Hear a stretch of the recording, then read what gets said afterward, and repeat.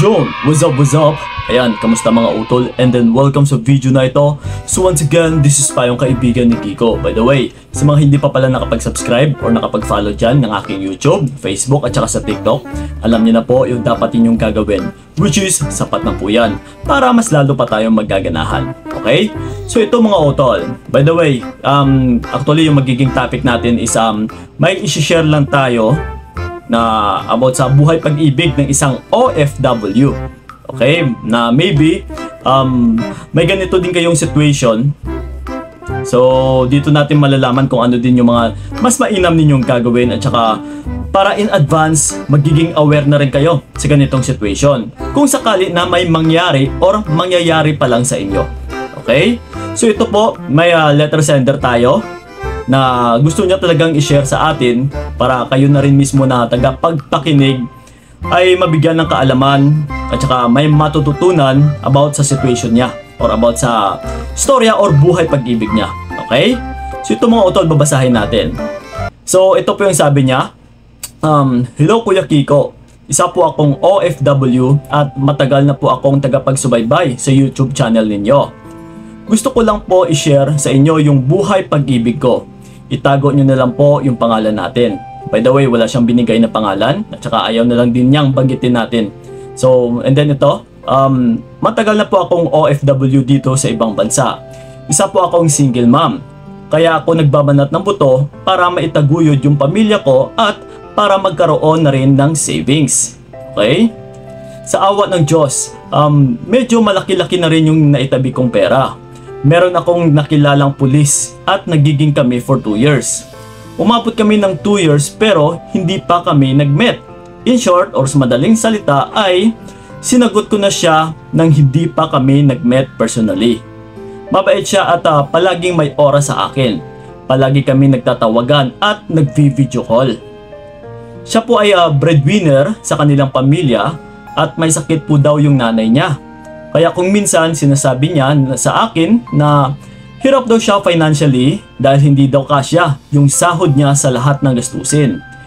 At isa pa, pati daw yung mga pangarap niya gamit ay hindi niya pa daw ito maibibili kahit may trabaho na siya. Isa na dito ay yung motorsiklo. Mahilig siya sa mga motor, Kuya Kiko. At dahil sa awa ko sa kanya, bilang isang partner niya ay tinutulungan ko siya financially. Ibig sabihin, nagpapadala ako sa kanya ng sustento, dagdag sa mga gastusin niya. Dahil todo rin ako sa pagtatrabaho dito sa ibang bansa, sumasideline pa ako after ng work ko. Kaya kahit papaano ay malaki rin ang naitatabi ko at yun na nga, pinapadalhan ko siya ng pera para mabili niya na rin yung isa sa mga pangarap niya. Yun ay ang motorsiklo. Okay? Pero maliban sa nagpapadala ako sa kanya, buwan-buwan, naisip ko rin na ako na lang din bibili ng motor para sa kanya. Hanggang sa humantong na nabili ko na rin yung motor na gusto niya, Kuya Kiko. Pero maliban nun ay mas nabigla ako sa isa niyang hiniling sa akin. Yun ay ang magpatayo daw ng negosyo. Okay.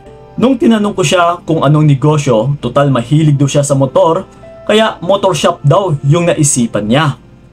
Tinanong ko siya kung magkano yung magiging puhunan. Sinagot niya ako kaagad ng mahigit 500,000 daw. So yun. May kakilala daw siyang nagmamay-ari ng pwesto at sakto na may bakante daw sa panahon na yon. Kaya need daw namin bilisan mag-decide. Na-convince niya po ako, Kuya Kiko, kasi ang sabi niya, papalaguin niya daw yung negosyo at para hindi na daw ako babalik dito sa ibang bansa. At para tuluyan na kaming magsasama, total may negosyo naman na daw. Okay? Hindi umabot ng 1 linggo ay nakapagpadala po ako sa kanya agad ng 250,000 at another 250,000 sa kasunod na isa pang linggo. Okay, so yun ha. And then, umpisa nung natanggap niya na yung pera ay unti-unti na rin siya nagiging busy. Sa kadahilanan na pinapaayos niya na daw ang shop at naghahanap na daw siya ng mga supplier ng mga motorcycle accessories. Nagsisend naman po siya ng pictures sa progress ng pinapaayos niyang motor shop until sa natapos po ito at nabuksan niya na po yung shop na yon. Naging masaya ako kasi may napuntahan naman yung pera ko na para rin sa future namin. Pero sa kasamaang palad, di umabot ng isang buwan, simula na nabuksan yung shop namin, ay may nag-message request sa akin sa Facebook na di ko po kilalang account. At binasa ko po yon. At doon ako nabahala sa mensaheng yon. Isa po siya sa kaibigan ng partner kong pulis. At isa po siya sa napagkwentuhan ng partner ko at napaipakita sa kanya yung Facebook account ko. Matagal na pala siyang may friend request sa akin pero hindi ko ito pinansin. At ito na nga, until sa nag-reach out siya sa akin at sa mensahe niyang halos labis hindi ko mapaniwalaan na maggagawa ng partner ko sa akin ito. Na lahat na pala ng pinagsasabi ng partner kong pulis ay puro kasinungalingan at walang katotohanan. So, yun po ang naisumbong sa akin ng kaibigan niya dahil sa naikwento lahat ito ng partner kong pulis sa kanya noong nagkainuman daw sila. Kuya Kiko, sa madaling salita, wala pong motor shop na nag-e-exist. Damn, okay? At sabi ko sa kaibigan niya na may pruweba naman akong pictures na sinisend ng partner kong pulis sa progress ng motor shop habang ginagawa po ito. Kaya malabo akong maniwala sa iyo. Kaya ang sagot po niya sa akin ay hindi daw yon sa partner ko yung motor shop, kundi sa isa pa nilang kaibigan na sakto kakapatayo lang din ng motor shop. At yun ang ginamit niyang pruweba para mas lalo daw akong maniwala. At isa pa niyang sumbong sa akin na hindi ko rin inaasahan ay meron daw siyang girlfriend sa Pinas. At halos mag-iisang taon na daw po sila, Kuya Kiko.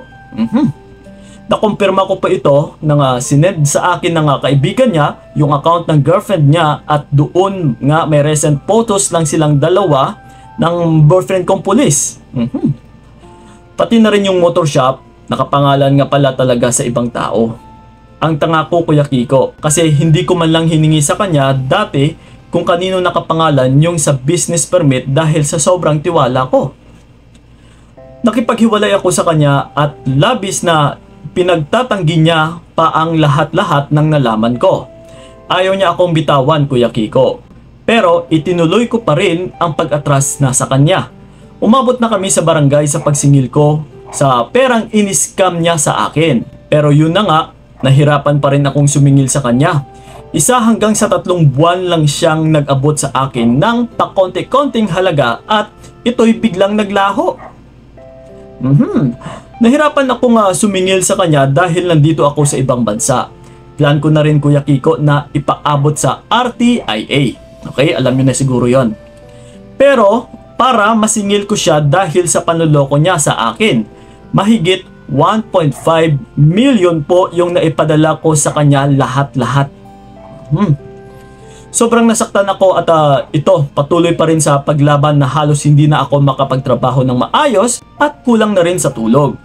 Pwede nyo po itong ma-ere yung love scam story ko po, Kuya Kiko, para mabigyan na rin ng kaalaman yung iba pa nating mga OFW dahil galit na po ako sa mga taong kagaya niya na nanloloko at nanggagamit lang ng mga OFW para makapamera. Mga batugang lalaki. Hanggang dito na lang po yung istorya ko, Kuya Kiko. Maraming salamat talaga at God bless sa channel ninyo. Isa po ako sa natulungan ninyo para maging matatag. Ingat po, Kuya Kiko. So, ayun. Medyo mahirap, no? Kasi sa totoo lang, may mga lalaki din talagang ganito na pumapasok sa relationship or gagamitin yung love para lang magamit din yung isang babae or pipirahan yung isang tao. Actually, mapababae, mapalalaki ito. Na bubulagin ka sa pagmamahal. Na talagang until na mabulag ka, hindi mo na makikita kung ano yung pinakamotibo niya. Kung may mga pagkakamali na ba siyang nagagawa or may mga pagkakamali na rin siyang pinapakita sa'yo. Once kasi nang papamahal ka, ay wala kang ibang makikita dito kundi ay nandyan siya, minamahal ka, kuno. So ngayon ikaw ay magpapalabas ka ng pera kasi syempre, partner mo yun eh. That's why again mga utol, yung payo ko lang, ay huwag po kayong mag-invest sa taong hindi nyo pa asawa at saka hindi nyo pa na-met. Lalong-lalo na talaga sa mga OFWs natin para makaiwas din kayo sa pang-i-scam or yung tinatawag na love scam. Okay? So yun po mga utol, sana'y may natutunan kayo sa buhay pag-ibig na nagpadala sa atin ng isang letter sender. So ganun pa man, sa may mga gusto palang mag-share din na kanilang naranasan ay yes, open po tayo. PM nyo lang po ako sa aking FB page na Payong Kaibigan ni Kiko lang din yung pangalan. Okay? So yun po mga utol, maraming salamat. So ingat kayo. God bless and babush! Binigay ko lahat para wala kang masabi.